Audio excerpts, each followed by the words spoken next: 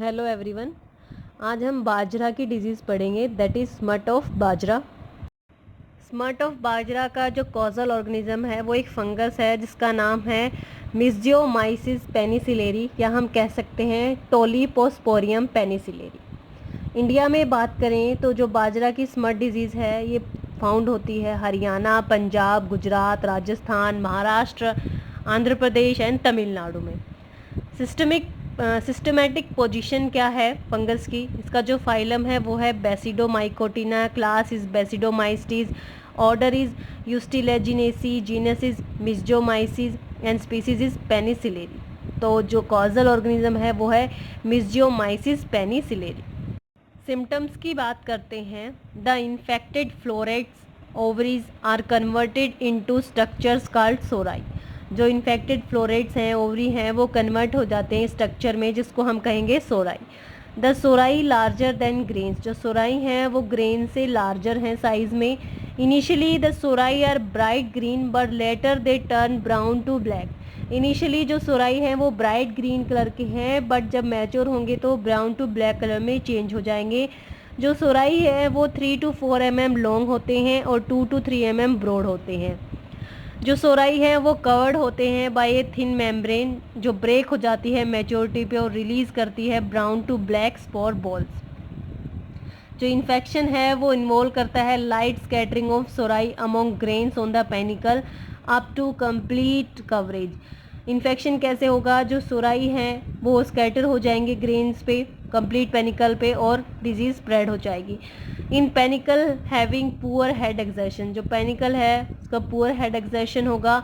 The lower portion covered by flag leaf is heavily infected with smut. जो lower portion होता है panicle का जहाँ फ्लैग लीफ प्रेजेंट होती है वो हैविली इन्फेक्टेड पार्ट होता है, वो हैविली इन्फेक्टेड हो जाता है स्मट से। यहाँ आपको 3 पिक्चर्स दिख रही हैं दो दो के ग्रुप में। यहाँ आपको 3 पिक्चर्स दिख रही हैं। सबसे पहली पिक्चर में आपको 2 दिख रहे हैं पेनिकल्स। सबसे पहले आपको ग्रीन कलर के राउंडेड दिख रहे हैं, ये सोराई हैं स्टार्टिंग कंडीशन में। अब ये फिर जब मैच्योर होंगे तो ब्लैक एंड ब्राउन कलर के चेंज हो जाएंगे। बीच में जो आपको 2 पेनिकल्स दिख रहे हैं ये भी स्मट से इन्फेक्टेड हैं, ब्लैक कलर के हो गए हैं सीड्स, देखिए ब्लैक कलर का हो गया है पूरा पेनिकल। थर्ड पिक्चर में आपको एक हेल्दी और एक इन्फेक्टेड दिख रहा है। सबसे पहले आपको इन्फेक्टेड दिख रहा है, इसमें सोराई प्रेजेंट हैं, ग्रीन कलर और ब्लैक कलर के दिख रहे हैं आपको, ग्रेन्स तो है ही नहीं। और साइड में आपको एक हेल्दी पेनिकल दिख रहा है जहाँ पे आपको ग्रेन्स दिख रहे हैं। तो अगर हेल्दी होता बाजरे का पेनिकल तो ऐसा दिखता, सीड्स ऐसे दिखते, पर अगर स्मट डिजीज़ हो जाती है तो ऐसा दिखता है पेनिकल।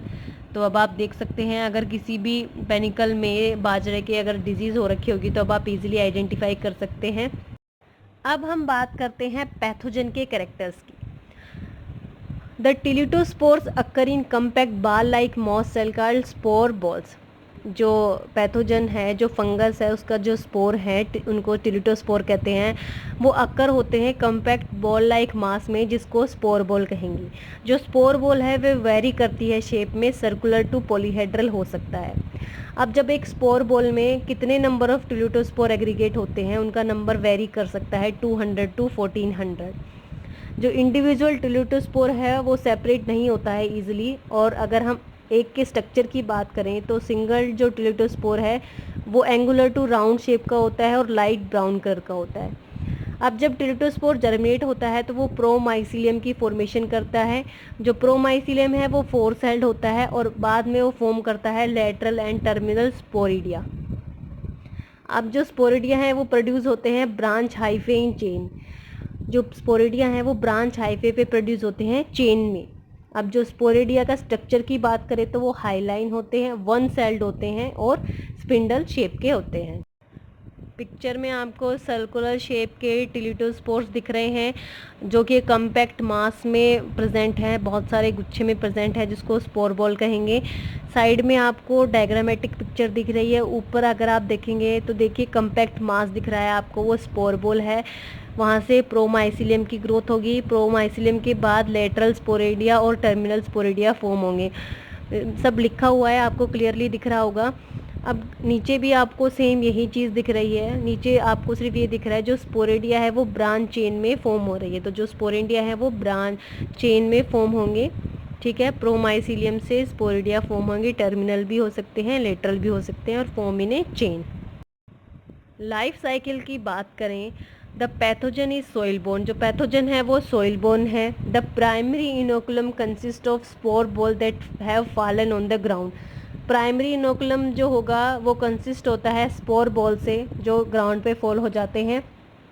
अब स्पोर बॉल में जो टिलिटोस्पोर है वो जर्मिनेट होंगे रेनी सीजन जब आएगा, तो teliospore germinate following rain shower and produce numerous airborne sporidia, और जब जर्मिनेट होंगे टिलिटोस्पोर तो प्रोड्यूस करेंगे एयरबोर्न स्पोरिडिया।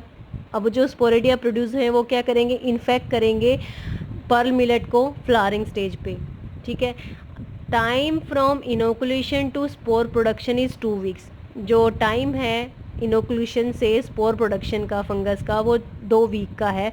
जो मैच्योर सोराई हैं वो रप्चर हो जाते हैं और रिलीज़ करते हैं mass of spore ball. सोराई mature होने के बाद उनकी जो वॉल है वो रप्चर हो जाएगी और स्पोर बॉल जो है वो रिलीज़ हो जाएंगे अंडर फेवरेबल कंडीशन। अब जो स्पोरेडिया हैं वो क्या करेंगे, इन्फेक्ट करेंगे जो लेट प्लांटेड क्रॉप्स हैं नियर बाई फील्ड्स में उनको, और जो पेनिकल्स हैं ना जो लेट टिलर्स की सेम फील्ड में उनको। जो सोराई है वो मैच्योर होती है 3 to 4 वीक्स में। ये जो पिक्चर है ये शो कर रही है disease cycle of smut of pearl millet, बाजरा की डिजीज़ साइकिल दिखा रही है। हम स्टार्ट करते हैं नीचे से, राइट साइड में नीचे से जहाँ पे लिखा हुआ है स्पोर बॉल्स ऑफ टिलियोस्पोर या टिलिटोस्पोर इन सोइल। तो जो स्पोर बॉल्स हैं वो सोइल में प्रेजेंट हैं, वो क्या करेंगे, अब जो स्पोर बॉल में जो टिलिडोस्पोर हैं वो जर्मिनेट करेंगे, ठीक है। अब जर्मिनेट करेंगे तो प्रोमाइसिलियम बनाएंगे, प्रोमाइसिलियम से स्पोरिडिया बनेंगी। तो नेक्स्ट में आपको दिख रहा है जर्मिनेटिंग टिलियोस्पोर बियरिंग स्पोरिडिया। अब जो स्पोरिडिया है वो एयरबोर्न है, अब ये स्पोरिडिया क्या करेंगे, हवा में जाएंगे और इन्फेक्ट कर देंगे जो हमारा प्लांट है उसको, उसकी इन्फ्लोरेसेंस को इन्फेक्ट कर देंगे। अब जब इन्फ्लोरेसेंस इन्फेक्ट हुई है तो होगा क्या कि जो डाइकैरोटिक माइसिलियम जो बनेगा स्पोरिडिया से वो क्या करेगा, स्टिग्मा को इन्फेक्ट कर देगा, ठीक है। तो अब स्टिग्मा इन्फेक्टेड हो गया है, अब स्टिग्मा इन्फेक्टेड हो गया है तो इसका मतलब जो पेनिकल है वही इन्फेक्टेड हो गया है। तो जो part of an infected panicle देखेंगे उसमें क्या होंगे, स्मट सोराई प्रेजेंट होंगे सीड की जगह। तो जो स्मट सोराई है वो क्या कर देगा, रिप्लेस कर देगा सीड्स को। स्टिग्मा इन्फेक्टेड हो चुका है, अब सीड तो फॉर्म होंगे ही नहीं, अब सिर्फ सोराई की फॉर्मेशन होगी, तो स्मट सोराई की फॉर्मेशन होगी सीड की जगह। अब जो स्मट सोराई हैं वो हवा में आएंगे, जब मैच्योर हो जाएंगे तो उनकी जो वॉल है रप्चर हो जाएगी और ब्लैक ब्राउन कलर का जो उनके स्पोर्स है वो रिलीज़ हो जाएंगे और वो जो सीड है उसको क्या कर देंगे, कंटेमिनेट कर देंगे। तो जो seed contaminated with smut sori and teliospores, तो वो जो बाकी जिस सीड्स को वो कंटेमिनेट करेंगे वो भी हल्के से ब्लैकिश कलर के हो जाएंगे। जो स्पोर बॉल्स है वो रिलीज़ होगी दोबारा से सोइल के अंदर और वो नेक्स्ट साइकिल को स्टार्ट करेगी।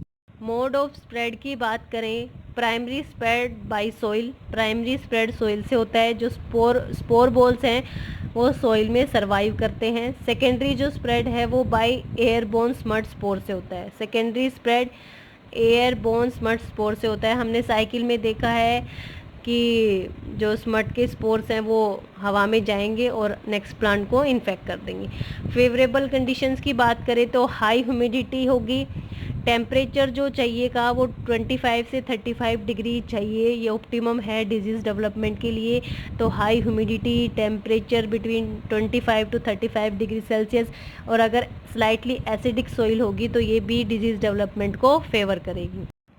अब हम बात करते हैं इंटीग्रेटेड डिजीज़ मैनेजमेंट की। Breeding of smut resistant open pollinated varieties through recurrent selection has been shown promise. अगर हम स्मट रेजिस्टेंट वैरायटीज़ बनाएं बार बार सिलेक्शन से, ब्रीडिंग प्रोग्राम से, तो डिजीज़ कंट्रोल हो सकती है। 2 population varieties developed at ICR TSET centre, that is ICML 82131, ICM 82132, और 2 सिंथेटिक वैरायटीज़ ICMS 8282, ICM 8283, ये भी high level of resistant show करती हैं स्मट से। कहने का मतलब है जो हमारे सेंटर्स होते हैं जहाँ पे डिजीज़ रेजिस्टेंस वैरायटीज़ बनाई जाती है वहाँ पे बाजरे की ऐसी वैरायटीज़ बनाई गई हैं जो अभी मैंने बताई।